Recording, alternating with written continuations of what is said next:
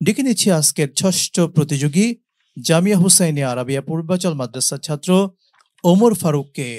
ডেকে নিচ্ছি ছোট্ট বন্ধু ওমর ফারুককে। আসসালামু আলাইকুম ওয়া রাহমাতুল্লাহি ওয়া বারাকাতুহু। وعليكم السلام ورحمة الله وبركاته. أعوذ بالله من الشيطان الرجيم.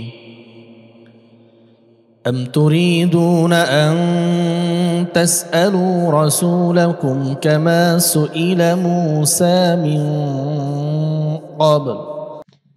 أعوذ بالله من الشيطان الرجيم. بسم الله الرحمن الرحيم.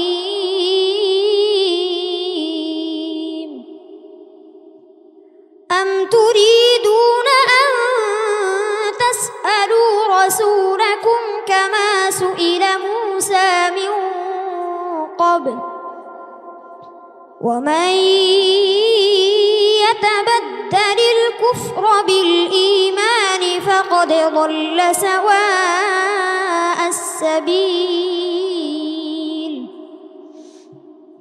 ود كثير من أهل الكتاب لو يردونكم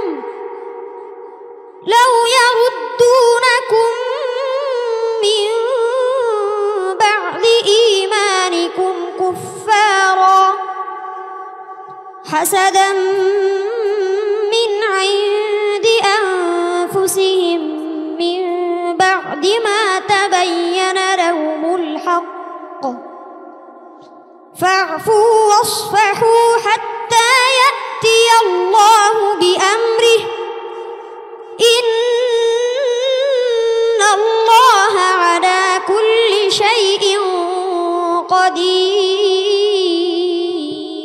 حسبك. صدق الله العظيم.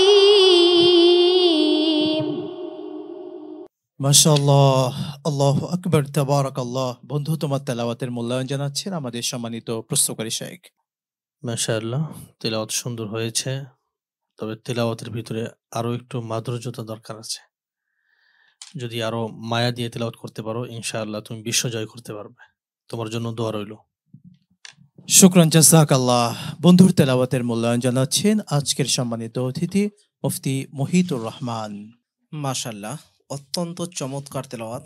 দোয়া রইল তোমার প্রতি, ইনশাআল্লাহ তুমি যেন প্রথম বিজয়ী হও, বাংলাদেশের ইতিহাস সৃষ্টিকারী হাফেজ হবা তুমি ইনশাআল্লাহ। আল্লাহ কবুল করুন, আমিন। অসংখ্য ধন্যবাদ সম্মানিত অতিথি। বন্ধু, আন্তরিক ভালোবাসা, দোয়া এগিয়ে যাও ইনশাআল্লাহ। আসসালামু আলাইকুম ওয়া রাহমাতুল্লাহি ওয়া বারাকাতুহু। ওয়ালাইকুম আসসালাম ওয়া রাহমাতুল্লাহি ওয়া বারাকাতুহু।